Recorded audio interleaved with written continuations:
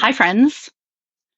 I got a new iron, and today we're going to talk about why it's the best iron for me. Going to pop it open. Maybe it's the best iron for you too. We will find out. A couple of weeks ago, my husband needed a pair of his pants ironed. Don't think we go around ironing our pants here all the time. It was a special occasion. He was performing in a concert. He plays the cello. I love it. And he needed his black pants pressed. He does his own ironing. He sews on his own buttons. Yes, I am lucky, and he is amazing. But when he went to go iron his pants, I was like, wait, wait, wait. The iron has a gushy spot on it. And I knew his pants are wool. And I knew that wool setting is right at that gushy place. So, like, I have this stain on my iron, and when it gets up to a certain temperature, it gets gooey and it leaves gunk on the fabric. Once it gets past that point, it's fine. It dries up. So I can use it on my cotton fabric all day long. It's not that big of a deal. But as it's warming up, or if you're trying to iron something that's halfway in between cotton and, I don't know, polyester, what's the lowest setting? The lowest setting is silk or synthetics, yeah. So I was like, "No, no, no, you need to do the iron this way and this and that," and I realized 2 things. I realized, A, I would just iron his pants myself because I knew better how the iron works well with different fabrics. And secondly, I needed to just buy a new fucking iron. I've I've been using this iron for years. This is my I'm getting rid of my cheap old iron that snags on the fabric, and I'm gonna spend some money because I have a sewing business now. So I'm gonna get like a 60, $70 iron. And it's gonna be fantastic. And it's gonna be the best iron I've ever had. And now it's got this horrible spot on it. How did these even happen? I don't even know. Maybe from ironing interfacing on, because I do a lot of that, and if one place gets a little sticky, then the sticky kinda builds up around it. I've tried cleaning the surface of this iron using every method on the internet that I could find. I've used salt, I've used magic eraser, I've used vinegar. The best thing that I could figure out to do is when it got to that goopy stage of heat, I would rake it on the side of my ironing board like this, and I have this horrible stain all along the side of my ironing board because of the gunk getting on it. That's not a great solution. The other day, I finally got a razor blade out and I started scraping at this gunky spot. That worked. And I was afraid it would pull off some of the paint or whatever the surface is, and it didn't. It was kinda cool. But I had already ordered my new iron, so I didn't go all the way. You can kinda see here where it where I started scraping. So what did I look for in a new iron?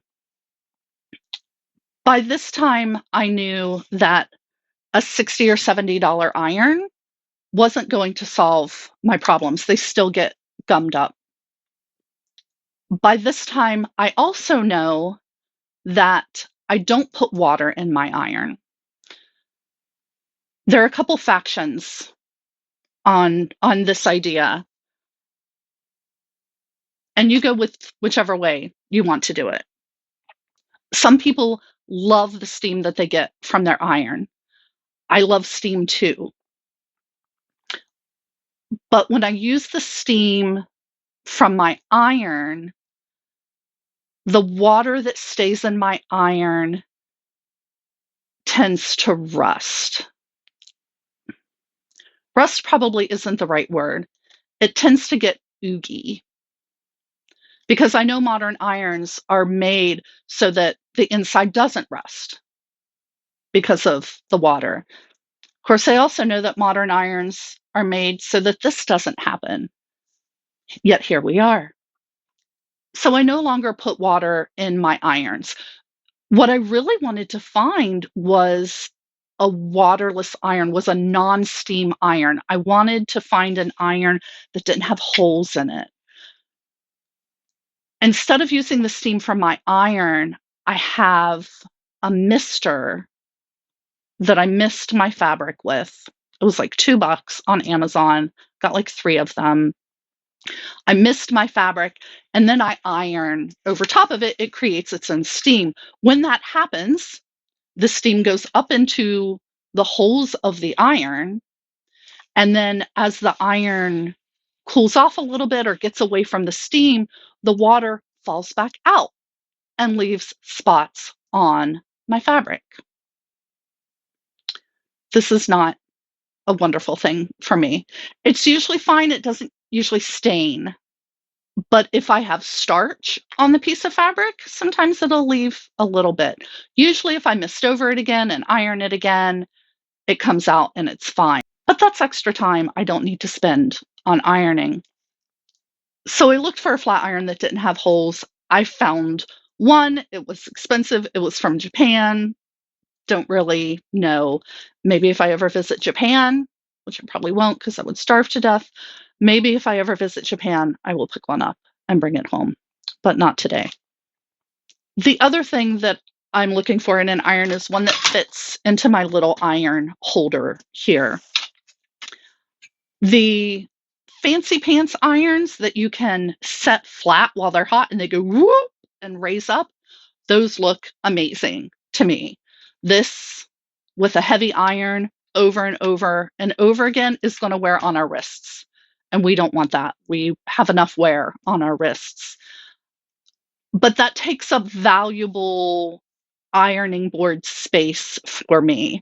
I am often ironing an entire width of fabric. I need that 42 inches. So I don't really want the iron taking up space. I love this part of my ironing board. My new fancy iron really doesn't fit in here well. I've gotten my moves down, but when Chris uses it, he can't pull it out. And I get that. It's a pattern, it's a repetition. I'm used to it. He's not. So I want something that fits in there. I don't necessarily need a steam function. I'm getting a steam function because that's what I can find. And the other thing I'm looking for is inexpensive. I'm not going to buy another $60 or $70 iron that doesn't suit my needs any better than a $20 iron. So this grand opening isn't going to be much of a surprise, with that being said. And I think when we talk about the best iron or the best tool, period, the best tool is the one that you have.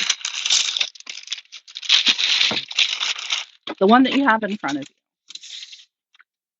And this is the iron that I went with. It was $20 on Amazon. I've had the Black & Decker Classic before, and I loved it. I think I dropped it, the first one or something. It had a little ridge up here at the top, and I think I may have dropped it and bent that, and it would get caught on my fabric when I would iron. This one doesn't have that because it's brand new. And now I'm starting to think about weight. This one's definitely lighter, for sure. But I kind of like having that weight on my iron. That means I don't have to push down to do it. Does it fit? I know it fits because I had one before. It fits beautifully. And the coloring looks amazing with my beautiful daisy top ironing board. The other thing that I kind of was aware of as I was looking for this was the wattage. So the wattage on the fancy iron is 1725.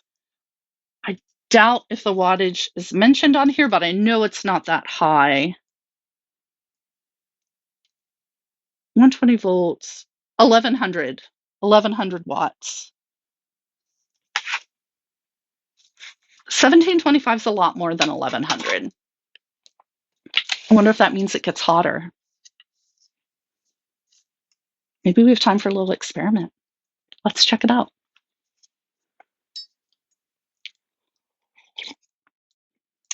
The lights on the irons indicate that they are at full service. I wanted to just take the temperature, the surface temperature of them, but I think my batteries are dead in my little thermometer. So I pulled out a piece of wrinkled fabric from my scraps. And this is the bottle I was talking about that gives me steam. I think I'm going to hold off on steam since this is just a temperature test. But here we go. Let's see how this works. Oh, it's weird to iron with one hand.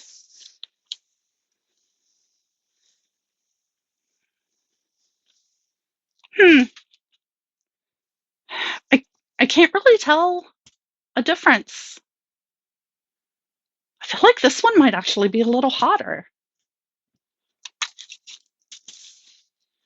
If it's not hotter, the weight of it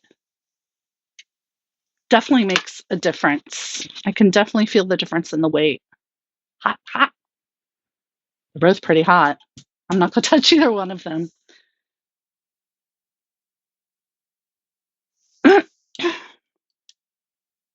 All right, let's pop these off. Auto off. I don't know if this has an auto off. My new one. Box might just say it. Auto shut off. Yeah, this is what I need. This is exactly what I need. It's clean. And it'll stay clean because now I will actually keep an eye on it and clean it off as it gets dirty. And it's the tool that I have now, and it's the one that I'm going to use. And I'm looking forward to not getting gunk on my fabric as I iron it. Thank you so much for tuning in. Thank you for liking and subscribing. I hope I've answered some of your questions about irons or brought up some questions for you about what you might be looking for in an iron. And if you need a fancy iron, get a fancy iron. You deserve it. If you don't need a fancy iron, you don't have to get a fancy iron. It's not a contest. Just make your art, make your craft. Use the iron that suits you best and that you have. Thanks a lot. Have a good day.